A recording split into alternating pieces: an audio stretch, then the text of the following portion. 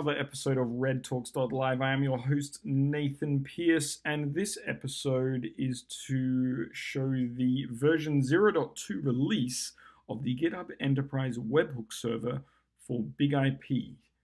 So this is about network infrastructure as code. If you haven't seen the episodes I have shown already, go to REDtalks.live and you will see episodes 29, 30, and 31. 29, I just introduced the high level kind of what's network infrastructure as code all about. 30, I go into much deeper like access control, change rollback. That's probably the more important. This is how you make everything safe.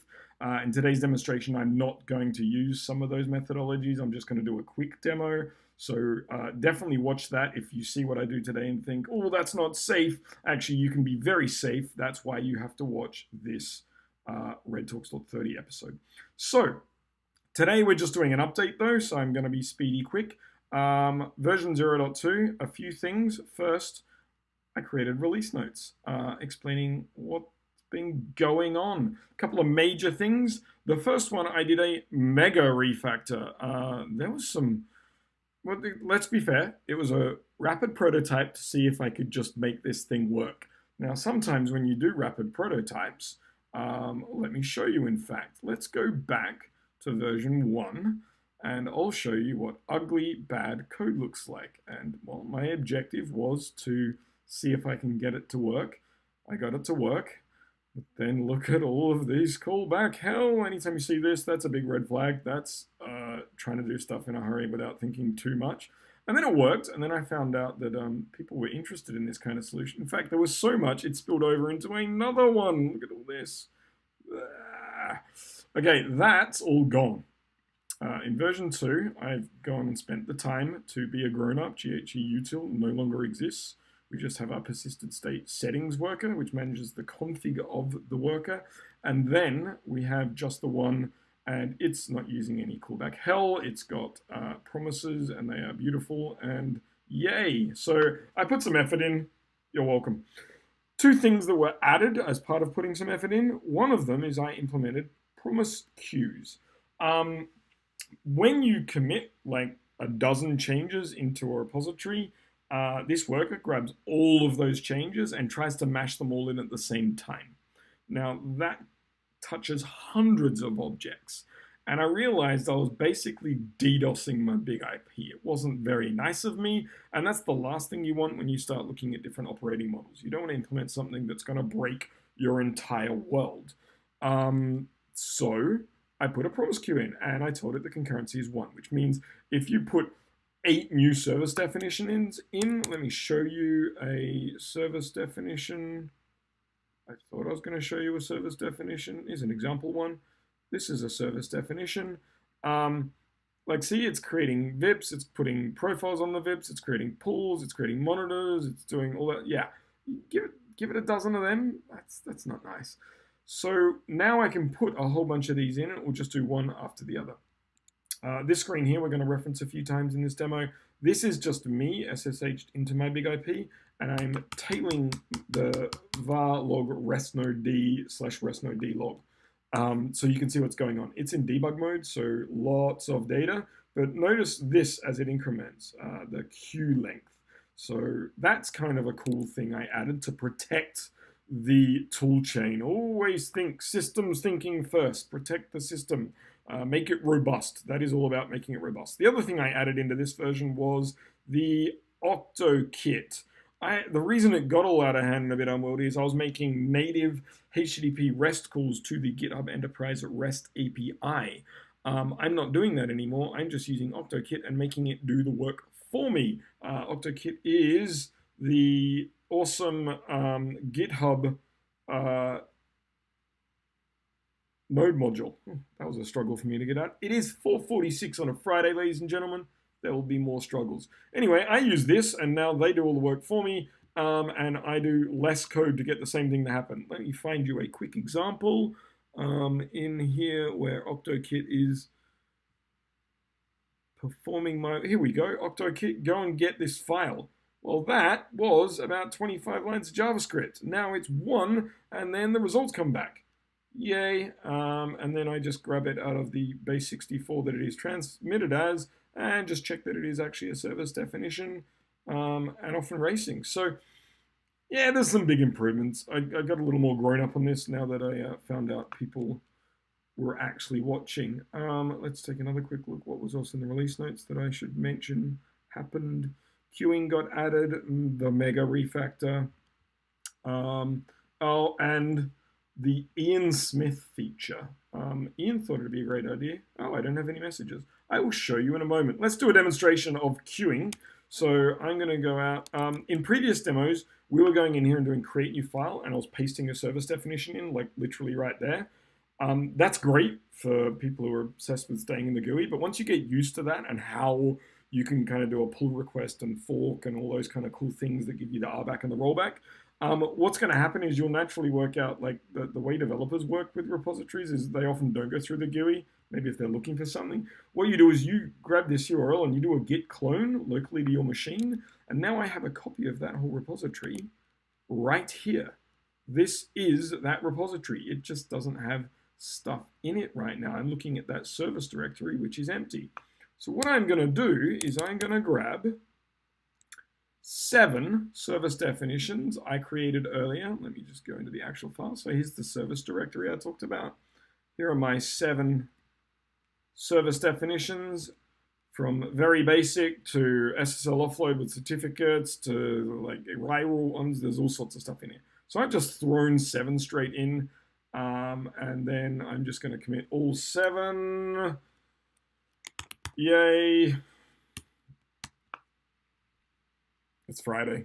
That's the commit messages we're going to get on Fridays. So while this is running, watch my log in the background. Now it grabs all those service definitions really, really fast. Then we got queue length 5. So now one after the other, it's going to affect all those changes. So we're not going to DDoS AS3 and the internal kind of management processes. We're just going to trickle feed one after the other and wait for the result to come back. And magic, everyone's safe and happy. So if we go over to my big IP, look, some of them are already, 4 just appeared while we were looking then. Notice they're not in order.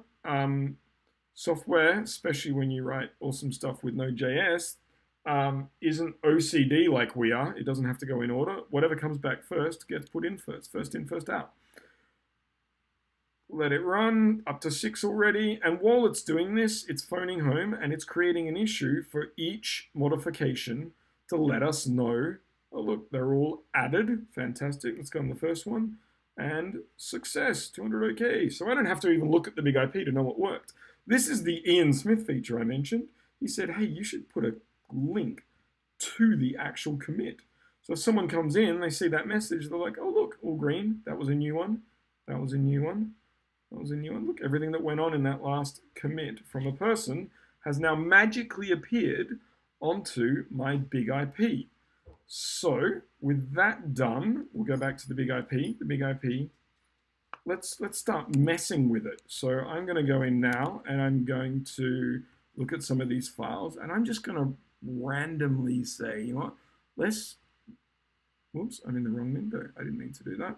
Let's go to, whoops, here. I'm going to press the right button. I'm going to delete the first 2. I'm going to delete that one, and that one. Let's just say delete them. And then in addition to that, while you're doing the deletions, I'm going to come in and say, you know what, let's just delete some pool members. Whoops. There we go.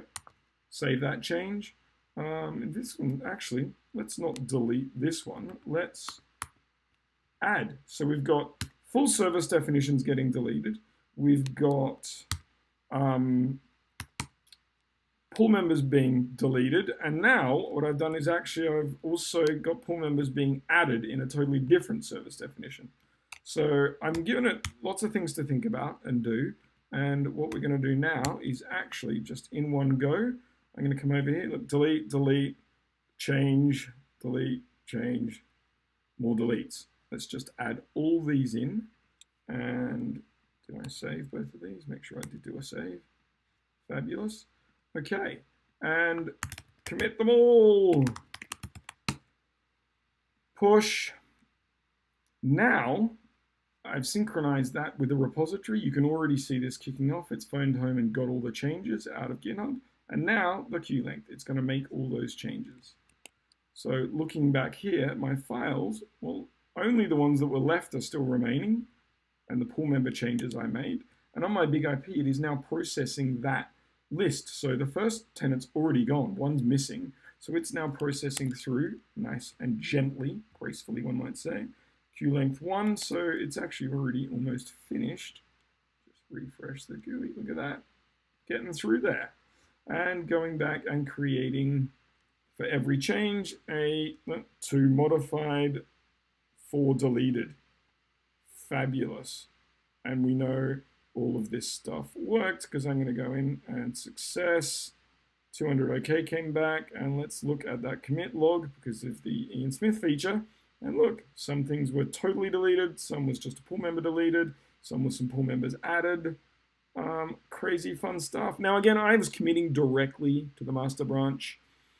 You don't do that in the real world. You go and watch part 2, and that shows you how to protect branches and to request changes that have to be approved by a person who clicks a button to merge that change in. So that, I think, was everything I needed to show you today for the version 0.2 release. Going back to the release notes, it was the mega refactor for grown-up coding, callback held deleted, promises everywhere, queuing, and that was a lot of the magic. I did put some error handling in. There were certain conditions where it would error but wouldn't tell you.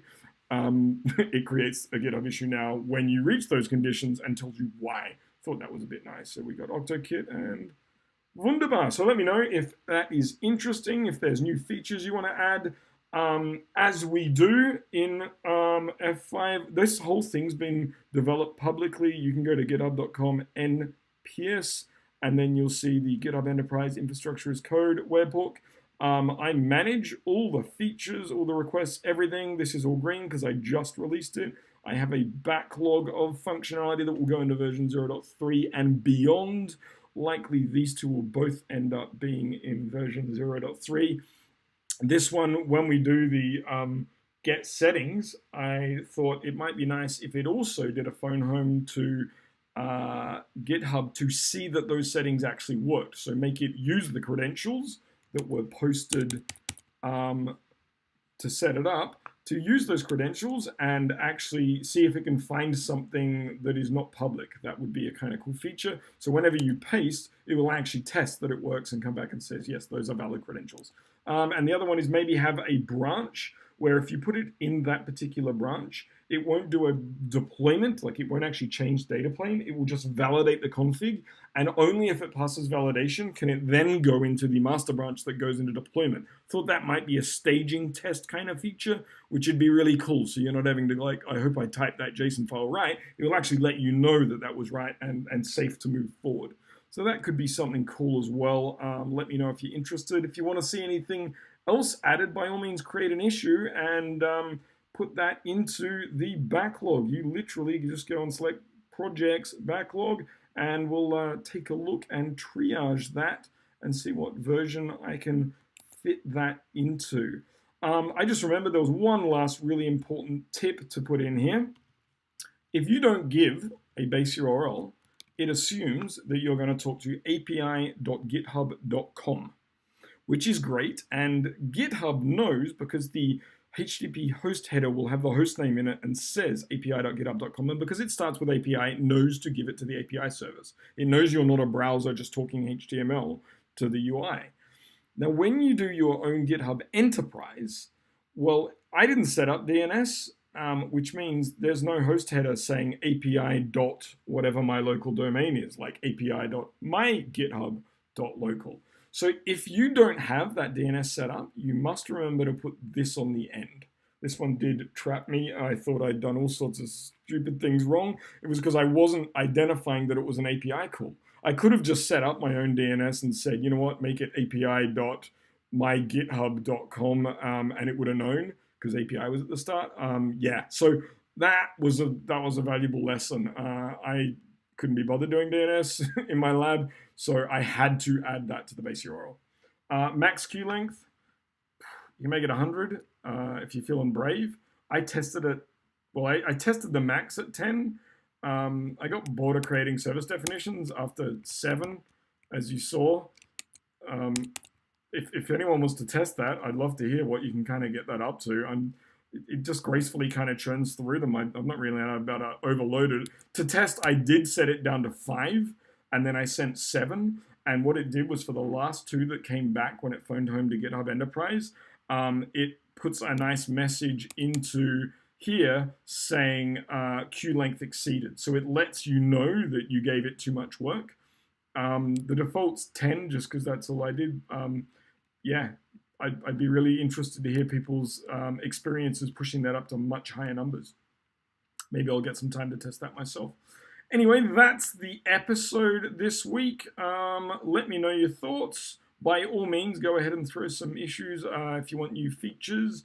And I'll keep working on the next thing. So that was an update for you. Go to REDtalks.live, look at the other episodes to get some more background. And thanks for listening. Bye.